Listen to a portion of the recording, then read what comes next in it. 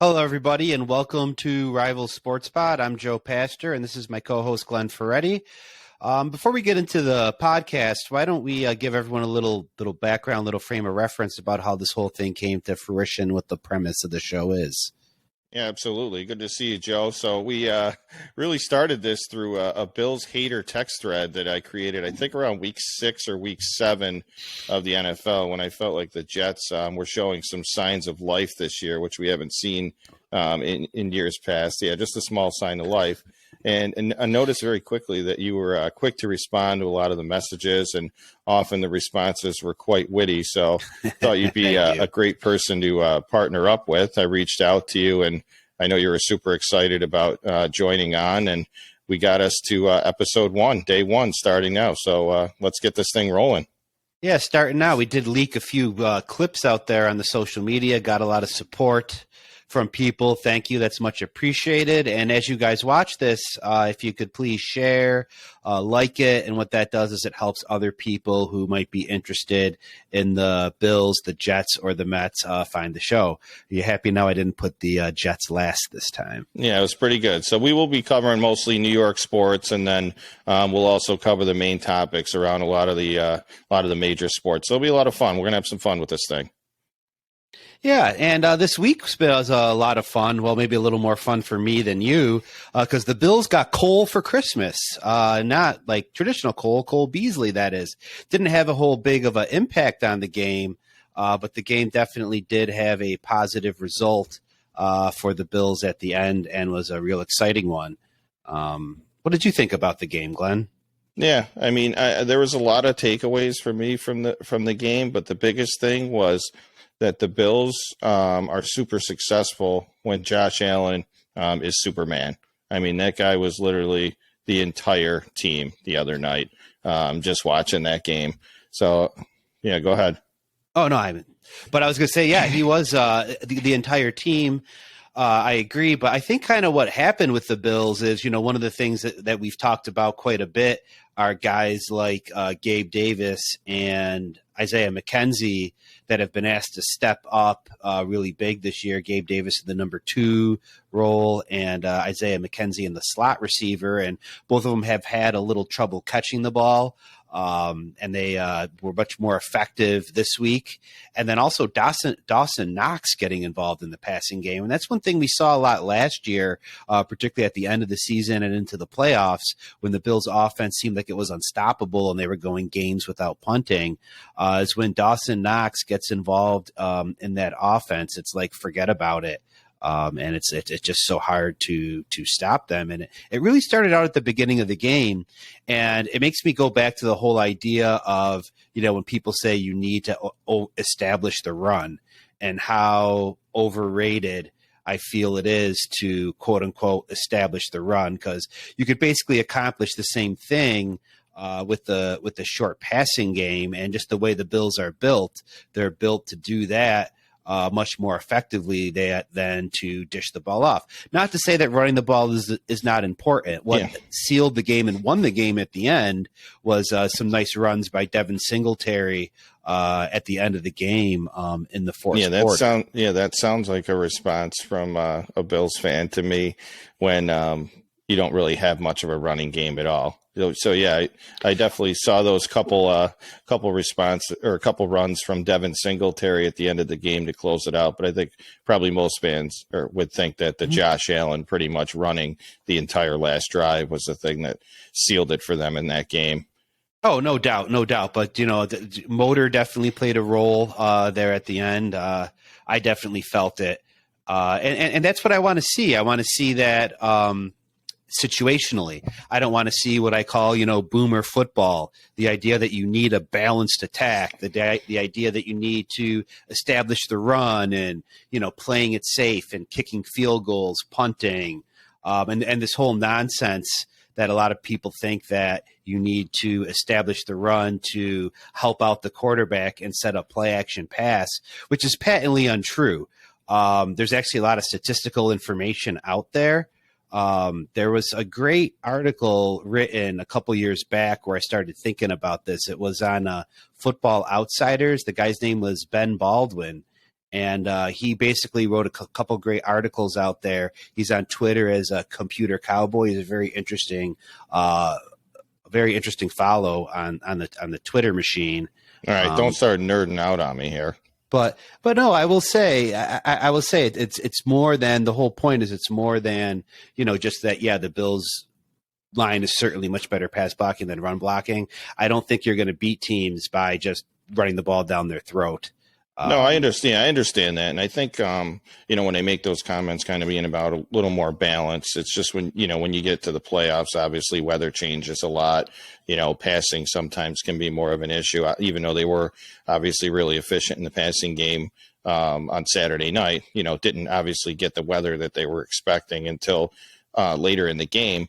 But the Bills, it just seems like if Josh Allen doesn't go the way he goes, that's when they can sometimes find trouble. And that's the thing you have to worry about is when, you're getting into the playoffs and you're playing those games. If he's at 80% capacity with efficiency from passing and running, and they can take him away a little bit, that's potentially where there could be a slip up. So I know that number one seed is huge to you guys, to kind of avoid playing that extra game and having that situation potentially show itself. So they did their job this past week and were able to, maintain the number one seed, which is impressive. It's a tough division. KC just sneaked by Houston. Yeah. Crazy to see that. Yeah. Well, I don't know, just at least me seeing the score. Like I know either Houston's going to find a way to lose, or Kansas City's going to find a way to win, especially after seeing how Houston blew it against Dallas last week. But you had brought up the weather. We saw a lot of snowballs flying in the game last night, and you had some pretty strong feelings about that. Yeah, I can't believe this wasn't, I guess, topic one, but I guess we'll get to it now. Yeah, I was thoroughly enjoying your text response of blaming it on the Dolphins fans, which was probably, I would imagine, 5% of the entire stadium is Dolphins fans. And there was about 3,000 snowballs being pelted at the players during the game. Yeah. And the fact that Bills Mafia can defend that type of behavior at games is just laughable, but not actually surprising if you know Bills Mafia at all. But I've literally never a Bills game. I've never seen a playoff or a football game where players are literally running slant patterns, getting hit with ice balls on the way into the end zone. Well, the Eagles did pelt Santa.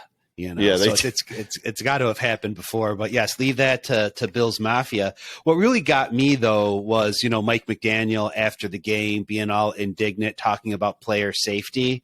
I'm like, what a hypocrite you are. You threw Tua out there, could have got the guy brain damage, CTE, fatal type injuries. Your stadium is built in such a way where you cook the opposing team in over 100 degrees, which could cause, I don't know, heat stroke, heat exhaustion, which last I checked are fatal. So don't get on your high horse. We don't want to pretend to be doctors on this podcast, but I think we know what you're talking about. Yeah, he definitely played it up a little bit, and I think Allen gave it back to him a little bit in his press conference too, though, mocking the "I wish it was a little bit colder" shirt, where Josh said, "I wish it was a little bit colder," actually last night as well. So yes, he did. Yes, he did. And there's a meme going around it's got like the McDaniel shirt cropped in. It says, "I wish Josh Allen was my quarterback."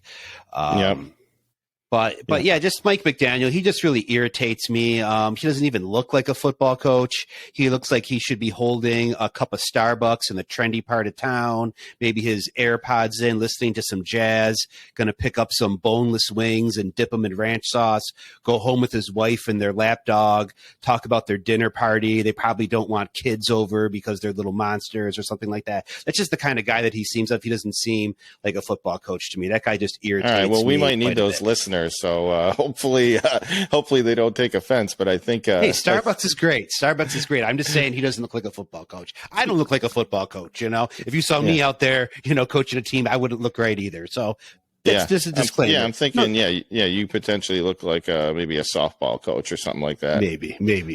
Yeah, that's funny. But I would be interested. I was thinking about this today as well, just kind of remembering back to the game is, Stephon Diggs had some interesting body language throughout that game. Mm-hmm. Which you don't typically see. Typically we see him and Josh Allen hugging on the sidelines, kind of whispering sweet nothings into each other's ears about how great they each are.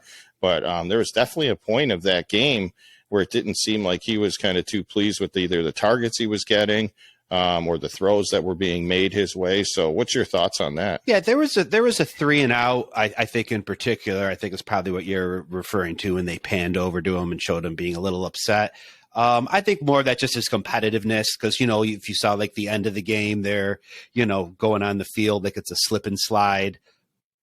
He's right next to the kicker, first one out there to congratulate him and join in the celebration. So I think it just speaks more to his competitive nature than anything. And then I also think that being Josh, who the kind of guy Josh is, not only is he one of the best quarterbacks in the league, he's probably one of the best people, from the things he says, the things he does, the way he leads. So I think he's kind of the guy that when things start to happen, that he's not going to escalate it. If anything, I think he's going to de-escalate the situation. And I really don't think Stefan is out there causing problems. I think if anything, it's just that he's competitive and he wants to win. And I think that's all that is. It's kind of like the way I read into the Elijah Moore situation, except the fact they were winning when he complained. But, I just wasn't sure if, kind of coming off last week against the Jets really being shut down, Diggs, I think he had 3 catches in the game for like 30 yards. And then, rolling into this game where really it seemed like, honestly, there was like 0 defense in the first 2 quarters of the game where receivers were running wide open is, maybe he just wanted to kind of say like, hey, like I'm your guy, like get me some of these balls and let's get this offense rolling along. So I don't really have a problem with it. I don't think there's like obviously a major issue or anything like that. But, Diggs is a number 1 receiver for a reason. And, when you're playing games that Allen has 300 yards, you expect him to get a majority of the targets and yards in the game. So I don't know. Yeah. He probably just kind of felt that way as well, I think. But also, like the other thing too about I mentioned Dawson Knox and the Bills' offense is clicking. The other sign that the offense is clicking is when they're spreading the ball around. I think they set a record for like the most players to catch a touchdown pass, in a season. So he does like to spread the ball around. Diggs is still his guy, 100%. So that was weird. We're talking though about this game like it was a Bills blowout. We should, I think, talk a little bit more about the anxiety period of the game. The third quarter, the third quarter. I mean, walk us through a little bit about that, where the Dolphins really, came out of the tunnel ready to go, and the Bills were really flat. I actually took the Bills over 13.5 points in the second half, and they only scored 11. You look at everything that went wrong in the third quarter, and it's like, how didn't Miami win? Right? Yep. You had a strip sack.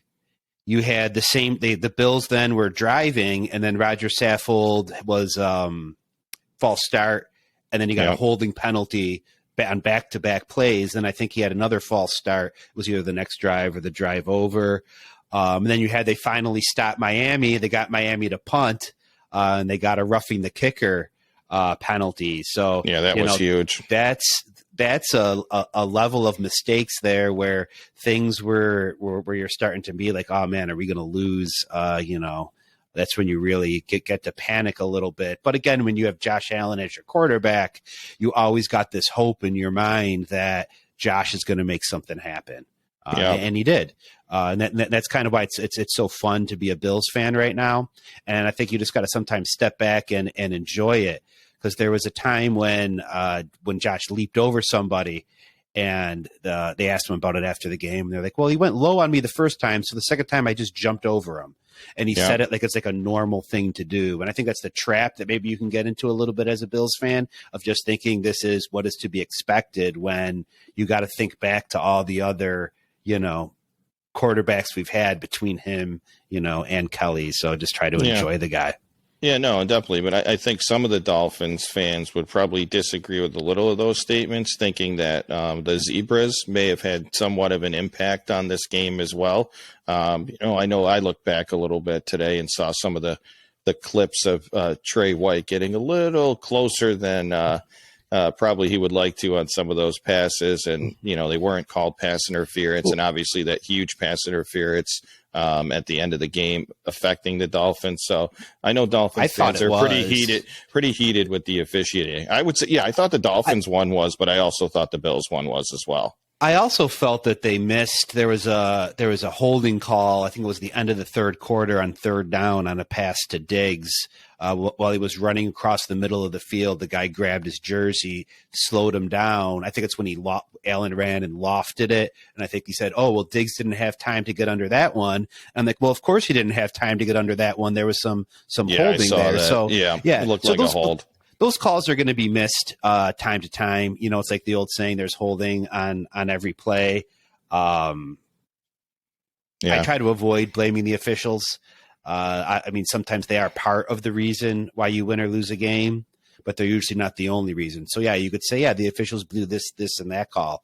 Okay, well, what about all the other mistakes you made? How did they affect the game? So, definitely. The Dolphins had an opportunity to kind of go down and score and really put the game away. And, the Bills really did what they needed to do. Obviously, Superman Josh Allen jumping over the pile for the first called not 2-point conversion. That was huge. Yeah. And then reviewed, he was about 6 inches away from, a potential fumble, but he got across the line and, made things happen for the team again. Yeah. And the other thing to keep in mind, while we're in the quote unquote excuse making, right, portion of the show, the Bills were on their third string center, and their third string right guard, as well. So, yeah. I mean, for me as a Jets fan, selfishly, I was happy the Bills won. Yeah. It gave us an opportunity to just stay one game, behind the Dolphins. I think this afternoon we were hoping that, the Chargers and the Patriots would lose as well to kind of keep within that one game distance. I think the Patriots lost and the Chargers won. So it was huge because we have a week 18. It's weird saying week 18, but a week 18 matchup against the Dolphins that could determine playoff implications for our team after the egg we laid today. Yeah. Now, where I thought you were going when you were talking about Miami fans, I thought what they would be upset about was maybe the play calling, maybe the abandoning of the run. There were some third and shorts where they chose to pass instead of maybe run the ball. Being said, the Bills did make a few splash plays where, I mean, it seemed like every time Mostert touched the ball, it was a gain of 9. But there also were some plays where I think like Shaq Lawson busted through and got him behind the line, I think on a 3rd and 1 at some point in the third quarter, perhaps. If I'm remembering that correctly. There were some times when we did stop them. But if I'm a Dolphins fan, I want to know, why didn't we run the ball more? Why didn't we run the ball maybe situationally better because of how successful they were doing it? Yeah, I was really surprised to see that. And I'll be honest, like I don't watch a ton of like Tua football. And even watching him in the first couple quarters, the balls, definitely don't look like, they got the same zip on it as some of the other NFL talent, but he's getting the ball where it needs to be with some incredible accuracy. And even the touchdown to Tyreek Hill, I was like, wow, that ball's kind of floated. But it was, it's a half a hand away from the defender and it's in the end zone for 6. So I don't know. I'm starting to at least maybe pay a little bit more attention to see, like, does he have sustainable talent in the NFL with the way his accuracy might be off the charts to make up for some of his arm strength. It was definitely, I mean, that was an incredible game, really on both sides. I mean, could have went either way. Yeah, I think as long as they're like keeping him, quote unquote, inside the numbers, not trying to make him make throws he's not capable of. And then with those receivers, are obviously very gifted. I mean, we bottled up Tyreek pretty well. Waddle did break away, on that one where Tremaine Edmonds was on him. He was asking for help. I don't know why. Yeah, number 3, whoever number 3 is on the Bills, that was an embarrassing display of angle taking from a safety position and then just overall speed. Yeah, well, that's where you miss Micah Hyde. Oh my God! Yeah, Waddle just turned it into another gear into the end zone. That was a crazy play. Yeah. So other than that, it's not like he killed us, on the passing play either. But definitely some talented receivers there to worry about in Miami.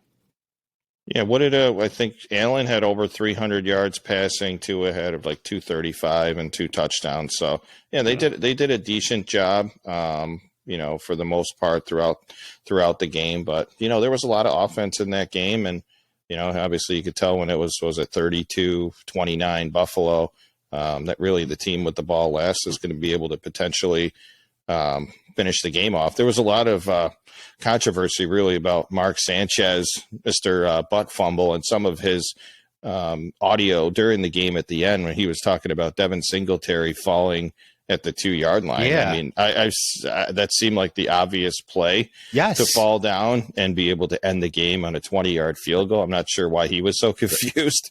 The only problem maybe you would have had with it is he didn't get the first down, but it was a blizzard. You saw him look. He looked to see where the marker was before he fell.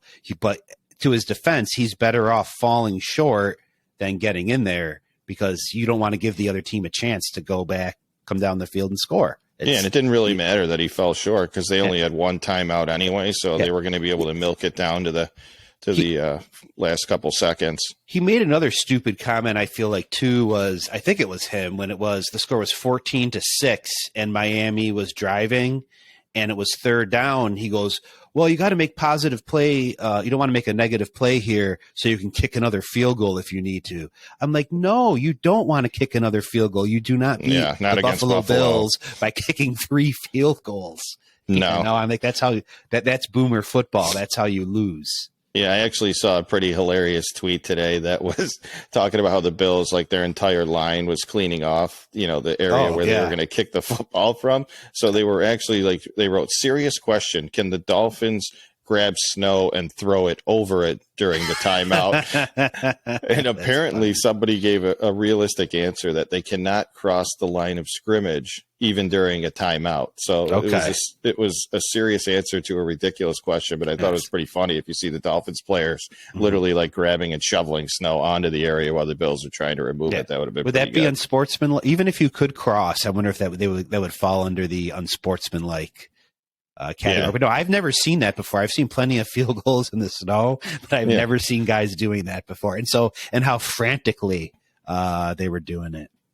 No, I think the last time we saw it, the Patriots rolled out the tractor, so they got rid of the ability to do that. Now you're only able to use your hands. But I feel like you should just be like, you just got to, like in golf, you got to play the ball as it lies. Like, you got to snap the ball. He's got to get out there and kick. Like, we shouldn't be changing, whether there's snow or whatever on the field. Like, that would make it more interesting, and I think about as even for everyone. Maybe, but yeah, that was pretty funny. That was good stuff. So anything else from the Bills game? Anything else from this game? I think we got – I wanted to say about Tua was, again, you're mentioning him, paying attention to him. I just have a hard time not liking this guy, even though he's in the division, because he's like the underdog. I mean, obviously he went to Alabama, was drafted relatively high, but Flores didn't want him. Yeah. They had those secret meeting with Tom Brady while he was still under contract. It's funny how all the cheating – usually involves Tom Brady or the Patriots. And then they want to bring in an alleged sexual assault guy to take your position and trade away, in a Herschel Walker type deal, trade away all their draft picks for him. And then he comes through and plays. But in the post-game conference, he laughed off the snowball thing and said it wasn't that big of a deal. Then he actually thanked Bills Mafia, because this is the other thing. Well, Bills Mafia can be a tough fan base. We do support other teams. They donated a lot to Andy Dalton's. I remember that when you finally made the playoffs. Yep. But I didn't realize this until Tua said so. After he got his concussion, a lot of the Mafia made donations into his foundation because they were concerned about his well-being after his team clearly left him, high and dry. So that's the other thing to keep in mind about Bills Mafia, right? It's multifaceted in terms of the crazy stuff they do, but you also do see a lot of great things that, Yeah, they do some great things, but man, it's tough to go as a visiting fan for sure. Obviously it's a football game, but you want everyone to kind of enjoy their experience if they're going. I have not attended a game at, I think it's Highmark Stadium in a while, just for the sake of when my son was 7, the Jets were losing 33-0, and one of the guys that was wearing a Bills jersey on the way out decided to grab him and tell him that things will be okay. And I was like, that's a 7-year-old, like bawling his eyes out. He can just walk out on his own. We don't need to grab. We don't need older men grabbing him and telling him it'll be okay. Child, that's kind of weird. Yeah, it's okay. We don't need that. So we'll see where we'll see what happens in the future. But it was pretty good. Yeah. So what's going on with the Jets? We had Zach Wilson back in the saddle for you guys. Yeah, I mean the number one thing I could say is that like Zach Wilson is just not the guy. Like, I mean, I've watched a lot of football in my days. Robert Saleh referred to a lot of the plays today as explosive. I guess that's what he means when you complete a pass for, more than 20 or 30 yards. But, anyone that's watched football before understands when somebody's like hitting people in stride, hitting corner routes, getting some sideline passes down the road. I mean, he's literally just like throwing the ball up down the field, and his players are making plays for him for some of these completions. So I'd say just a lot of these 285 yards or 300 yards, whatever he ended up with today, was not a reflection, I think, on improvement from the past 3 weeks. Just the sake of, him kind of taking some chances and players making plays out there. But we really, really struggled to complete passes and move the ball efficiently, just like previously when he was in the game. I'm pretty confident that if, Mikey White was in this game, there will definitely be a different outcome. It was pretty difficult to watch. Yeah, I see what you're saying, because like for a second I was watching it and I'm like, maybe he's all right, maybe he's not, I don't know. And then he threw like a bonehead interception. And I was like, terrible.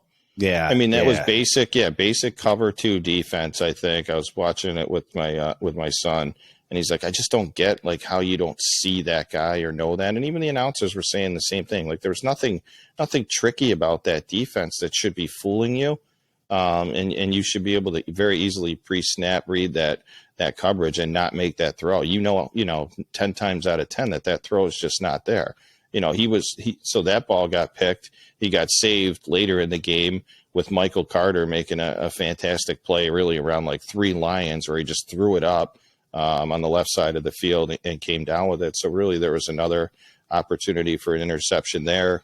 First drive of the game was almost an interception. So it's just, I mean, he's played, I don't know how many games, 20 games or so in the NFL. Mike White's probably 10 or less, and you put them side by side, and it's just a distinct difference. I'd be very shocked if the Jets are not doing everything they can to make sure Mike White is healthy enough to play, because that was, unfortunately a shock to us at the last minute that, I guess 10 plus doctors would not clear Mike White to play. But man, does that say a lot about his character, is that, the Jets ruled him out, and this guy searched out the opinion of 10 doctors to try to get on the field and play with his team. I mean, that says a lot for someone, and especially in this league where you're getting a pretty big paycheck and you want to extend your career as long as possible. So whether he's in the game or not, he really wants to be out there with his guys. Yeah, it's probably why the players like support him, and it definitely seems, I don't watch a lot of Jets. I did see some of the game this week, why the players, I don't know, almost seem standoffish against him, or if Zach Wilson makes a mistake. I think it was Garrett Wilson had some body language that he wasn't too happy with what's going on. So it's almost like, I don't really like you anyway, and it's interesting that you point that out. I'm sure you'll be watching a lot more Jets football now, which could make you really excited as a Bills fan to watch the misery that we go through. But yeah, Garrett Wilson clearly is not a fan of Zach Wilson, and he's made a lot of comments that could be perceived like he's not the guy earlier. But I thought really after these 3 weeks off, giving Zach Wilson an opportunity to really mend some relationships with the receivers, continue to show that he's putting the work in the practices, that maybe, Zach or Garrett Wilson and Denzel Mims and Elijah Moore would be a little more trusting in him. But watching that body language again by Garrett Wilson of just, a standard slant route that is that far off Yes. It's just not changing. Like they just don't have any confidence in the guy. Yeah. Yeah, I don't think I don't think it's the same thing as, from watching it. I don't think it's the same thing as Diggs getting frustrated. No, I guess Diggs and Allen play a lot of Call of Duty together online. Yeah, I don't think Garrett Wilson is playing a lot of Call of Duty. I know my boy Sauce plays a lot of Call of Duty. As you can see, I got the sauce lost in the sauce. That's his new merch company he just launched. So check it out if you're a Jets fan on Sauce Gardner's Twitter. Pretty hot gear he's got coming out. But yeah, I mean, you obviously, number one, like you need the receivers to trust the quarterback. I mean, that's absolutely. The Stephon Diggs, completely different from Garrett Wilson. Like these guys are all in on Mike White because he can make the throws. Like he hits the throws. Like Zach Wilson, they started, calling way more plays outside of the pocket, more rollouts, which he's more comfortable with. That throw in the first quarter to CJ was literally a spitting image of his college, like pro day, where he kind of rolled out to the left and then threw across his body. That's the first time I've seen that since he's been in the NFL.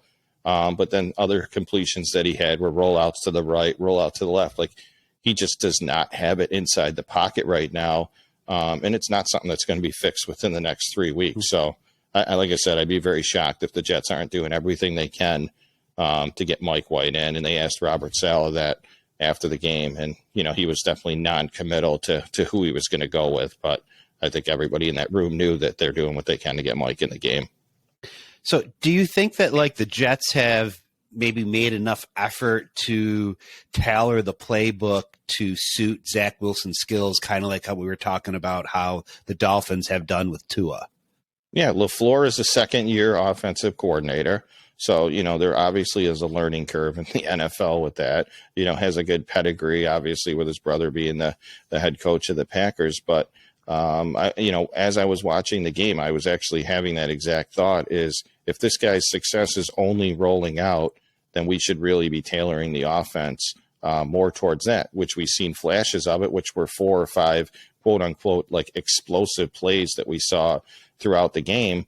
But then 70% of the passes are straight from the pocket, missing little dump off passes to Braxton Berrios, slant patterns that can't be created or can't be completed, little out routes to, Elijah Moore missed. So we really haven't seen as much progress, I think, as we would like out of LaFleur in this offense, but maybe he's more suited to call an offense for a pocket passer like Mike White. So maybe they're a little bit more of a mesh as well.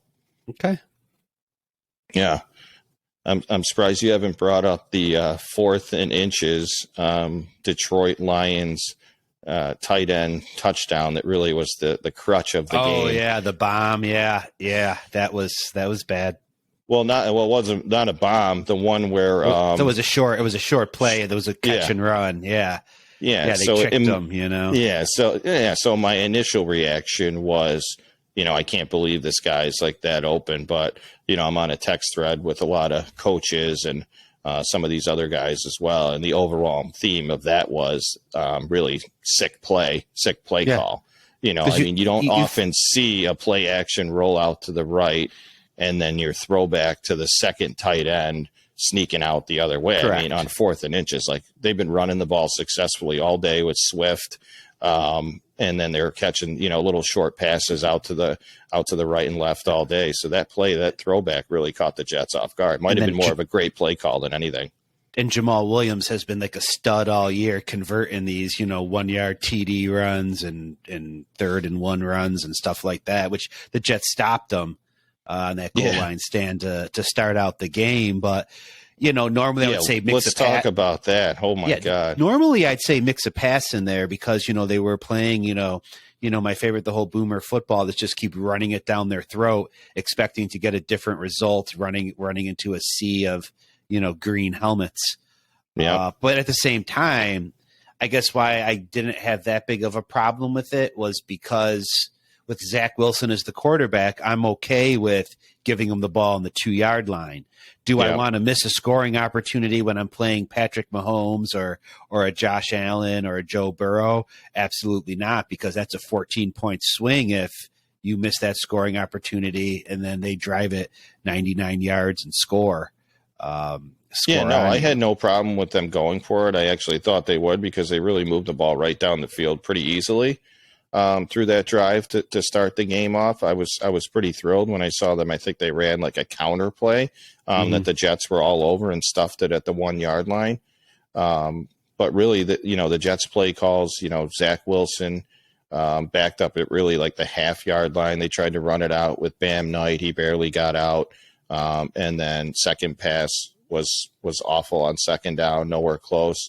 And then third down was just like a quick slant, I think, to Wilson that they tried to, just get a few yards, which almost actually got picked right on the 5 yard line. It would have gotten taken back in. But, I mean, the complete disaster on that is Braden Mann, our punter, continues to punt the ball right down the middle of the field on a line drive in situations where you absolutely cannot. I mean, this stat came up that there's been 3 punt return touchdowns this year, 2 against the Jets. Like, we're backed up in the end zone. I get that, but it's like you got to kick the ball near the sidelines. You can't allow them to get a running start at our 45 yard line. That was basically unguardable from a special teams perspective. Yeah. There's only been 3 punt return touchdowns this year, you're saying? Yeah, 3 punt return touchdowns. Yeah, it's crazy. And two are against the Jets. The interesting thing about the Jets, in Zach Wilson's last 2 starts, the Jets defense has given up 1 touchdown, and he lost both games. Like, they lost to the Patriots 10-3, and they lost today 20-17. And the defense, literally the only touchdown they've given up in those 2 games was that tight end play to the house today in the fourth quarter. The Patriots game, that was the 2.7 inches game, wasn't it? Yeah, I think that was the 2.7 inches game. Yeah. What do you say about 2.7 inches? Not a good thing. Not a good thing in anything in life. Never want 2.7 inches. Yeah, so Zach, Wilson found himself, I think, 2.7 inches from the field after that game. And yeah, he was not. But, that was another thing that really stuck out for me in the Jets game today was watching Mike White on the sideline compared to Zach Wilson in the games that he wasn't playing. I mean, Mike White was fully engaged in this game, cheering on Zach Wilson, watching every play, seeing what's going on. When Wilson was out of the game, it was literally looked like, somebody just pouting, unhappy with their situation, moping around, very entitled, and nothing changed. Like, I truly expected, if you're going to see changes in somebody, that you should be on the sidelines with the headset on, holding the helmet up to your head, listening to the play calls. I don't care what it is. I mean, maybe he had the earpiece in listening to the play calls, but I mean, he did not look like Mike White did today. So I think that it's just leadership in general. Like, he just does not possess the qualities for what it takes to be a leader in the NFL right now. I was laughing today when I saw he actually still had the C on his jersey. I was like, what has this guy done to be the captain of our team? It's unbelievable. Yeah, I guess you spend that high of a draft pick on him, you kind of have to, but that's probably not going to last for long. Yeah, I don't think so. Who knows if he's even on the team next year? Do you think that? Like, would you want anyone to be a captain just based on their draft pick? I mean, I was like, I would have taken his captainship away and been like, dude, you got to earn this back. Like, hold people accountable. Does your quarterback have to be a captain? Like, I wonder how many teams in the NFL have their quarterback as a captain. Yeah, it's got to be a lot. Yeah, I don't think so. I doubt there's, that you have to do it. No, you don't have to, but yeah. Like, I wonder how many teams don't. Yeah, after those games and some of those comments, I would have been like, yeah, hey, we're gonna take the captainship away until you earn it back. Like, that's full level accountability of things. Like, you're not demonstrating behaviors of being a captain of this team. So we'll see. But I think what we want to talk about now is the last drive of the game. The Jets, even though we dropped to 20-17 in that game, we had 1:59 left in pretty decent field position to really come back and at least kick a field goal, if not score a touchdown in that game. We had all our timeouts left. And the Jets, they moved the ball efficiently on the last drive. So we moved the ball well. Couple huge first downs. I think we completed actually like a 4th and 18 right away. So that got the chains moving along. And then the difficult sequence for the Jets was when it got to be about a minute left, 1st and 10, we completed a pass to Garrett Wilson who caught it, got the first down, and for whatever reason, the Jets did not call a timeout with 48, 50 seconds left in the game and ran their entire offense 10 yards up and didn't snap the next play until 35 seconds, which wound up being incomplete. Do you watch that series at all? So I was it was on. I wasn't paying full attention after I saw the Lions score, and I kind of thought it was over, at that point. But what it makes me think of is I feel that they kind of did the same thing against the Bills with the clock at the end. Yeah, we struggled with clock management in the Bills. But so what happened was they didn't call the timeout. They ran the play. It was a very rushed play. They threw a ball at Braxton Berrios' feet, uncatchable, with really just a rush play call. So it was incomplete there. So we're now sitting with 35 seconds left in all three of our timeouts. I'm like, we're not even going to use all these timeouts, which is crazy in a 2-minute situation. So we ran a couple more plays, wound up with another fourth down. We still had 2 timeouts at this time. And Zach Wilson, to his credit, had a huge rollout on another long fourth down. I think it was 4th and 17 or something. Completed it to Elijah Moore to give us the shot at a field goal to tie the game up. So we used our timeout with literally 1 second left. So now we're sitting on an extra timeout because we decided not to call one with a minute left. And now we only have 1 second left on the Detroit's 40-yard line and have to try a 57-yarder, which had no chance. It was wide left off the kick. But that question was asked to Robert Saleh, and if anyone's interested, go back and watch the press conference.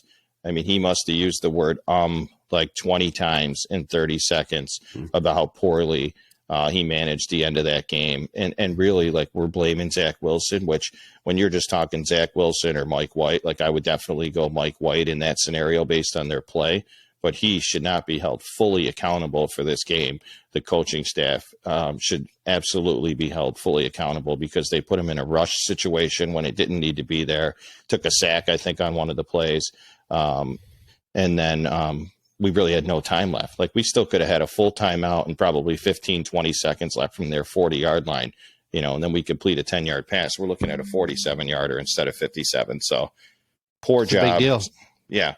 Sale is like, oh, I want to go back and look at the film. It's like, dude, what are we looking at? Yeah, that's the standard coach answer, Yeah, it's the standard answer for everything when something doesn't go right is we have to go back and look at the film. What are we talking about? It's like, you knew the situation. He even said at the end, he's like, yeah, in hindsight, I probably should have called a timeout. It's like, yeah, no kidding. It's almost like if you're a reporter, you got to preface the question and be like, without going back and looking at the film, what's your initial thought, on this? Because you get that so many times. McDermott does it as well. And when McDermott first started coaching, he did struggle a little bit with clock management at the end of the game. He definitely has improved quite a bit in that facet. Because that's just little things that I think you see teams doing is managing the clock. Another nice thing I thought the Jets did was, I think it was maybe a 3rd and goal. They broke out of the huddle really quickly to the line and then snapped the ball really. Yeah, and finally ran a play action pass. Yeah, they made it look like they were, because they ran quarterback sneak on the play before, which came up just short, but I thought they did a nice job running that play. And then they ran up to the line, making it seem like they were going to QB sneak it again, and did a nice little play action out to the tight end, which worked really well. Yeah, we gave ourselves opportunities to win. This one's gonna sting for a little while because obviously the Bills beating the Dolphins put us in a position to leapfrog the Dolphins today and take their spot. But now we'll have to wait another week. The Chargers won today, and the Patriots lost, so that does help a little bit. But we'll see what happens. I mean, we have to go 3-0. We know that to get an opportunity to make the playoffs. So if Mike White's back, maybe we have a chance. We have Jacksonville coming up on Thursday night. So maybe we'll talk a little bit about that game, and then we'll go into, the Bills' next upcoming game. But Jacksonville's an interesting team. I haven't sat and watched a full game, but having the Red Zone channel on quite a bit, you kind of see, and it kind of looks like Trevor Lawrence has kind of started to figure it out. A light bulb has clicked, and it seems like he can be, if he is not now, one of the dangerous quarterbacks in the league. And I saw ETN was playing again this week, and I think he offers something nice for them. So I think they're an interesting team. I don't think they're necessarily a pushover anymore. Yeah, no, they've been scoring tons of points. That's what you really want to see out of, your second year quarterback. Obviously, what we were hoping to see was, some progression, and he's really taken a huge step. I mean, you could see the points. I'm trying to bring this up now, actually, because they scored, they scored 40 today against Dallas. So that was a big win for them, 40-34 against Dallas. And then I just wanted to kind of see, I think they scored a bunch in their last game as well. So they're like the Lions. Like the Lions came in pretty hot to the Jets game as well. I mean, the Jaguars are definitely going to be feeling pretty good about themselves entering this game. Short week playing in New York, home game for the Jets, Okay. but wouldn't shock me if the Jaguars are favored in that game. And it's going to be a tough battle. We really need Quinnen Williams back. He wasn't able to go today. We're going to need Corey Davis back. He's in the concussion protocol still. Denzel Mims hit the concussion protocol today, after one catch. So we're going to need some of our guys back to really have an opportunity, I think, to win that game on Thursday night. But it's there for the taking if we can go 3-0. We got Jacksonville, Seattle, and then we close out in Miami. That can potentially be a win in your in situation. Okay. So who do the Bills have this week? I didn't even look. We have Chicago. Okay. So, you should be able to beat the Bears. Yeah, nice have fun game. Yeah, well, I don't know if there's a such thing in the NFL when you look at the scare Houston's been giving people the past couple of weeks. And Justin Fields is, a pretty dangerous quarterback that he's kind of like the wish.com version of Josh Allen right now. He could beat you with his legs. He can make some nice throws sometimes. But again, it's highlights and red zone channel when I'm seeing him playing. So it'll be interesting, I think, to sit down and watch four quarters of Justin Fields playing. Yeah, defense he had a pretty is incredible awful. run today. I just happened to catch it, I think, on the red zone as well. But I think he stepped out of bounds at like the 5-yard line. But yeah, he certainly has been running. But just like any young quarterback, he's been ascending. But they got to get some weapons around him to give him a full arsenal as well. It's true. It's true. And we'll see what he does with the Bills pass rush because their line isn't the best and just their defense is horrible. I think they give up like 42% on 3rd and long, which is awful. It means you basically got a coin flip if you're going to convert a 3rd and long. And that's in general teams, and team like the Bills you think would even do a little better if they do get a bunch of 3rd and long. So yeah, it should be a team the Bills handle pretty easily. But like I said, I don't think in the NFL you ever want to take anyone lightly. No, yeah. But, it's an opportunity to hold on to that number 1 seed and absolutely see what happens. I think Kansas City plays Seattle next week as well. So they got a tough matchup. Mm-hmm. So if you can get a game of separation on top of, I think, the tiebreaker you already have right now, that would be huge for you guys. Because really the big one coming up is the following one against Cincinnati on Monday night in Cincinnati with the way they're playing. Because the way the game started out, Cincinnati and Tampa tonight, it was like, maybe Cincinnati's been overhyped. And then, of course, if you saw that played out, right, they kind of stormed right back and took control. Yeah, so the Bills play Cincinnati, and then who does Kansas City play? Kansas City. They got a pretty easy schedule. They'll probably win out. Kansas City plays Denver week 17, and then the Bills. Who do the Bills finish up with? New England. New England. Okay, and then Kansas City plays the Raiders, who apparently everybody is beating except the Patriots today. So that was huge. You never know. I think you said this before. You never know in the NFL. Everything looks good on paper how it's going to play out, and it rarely does. So. Yeah, it was an exciting week. Obviously, you're a little more excited than I am based on the outcomes of the games, but typical Jets football, they get you excited and then crush you around December. So hopefully we can enjoy, Christmas, get a win on Christmas Day, and, be excited to hop back on probably Monday for next week's podcast. Absolutely. We'll do it up. Yep. All right. Well, I'm sure I'll talk to you, but if I don't, you have a good Christmas, good first episode, and look forward to the next one. All right. Yeah. Thanks for listening, guys. It was nice talking to you, Glenn. And, let us know what you think in the comments. And again, make sure to like and share if you enjoyed it so other people could do the same. Yep. Thanks for listening to the Rival Sports Pod. We're out of here. See ya. Yep.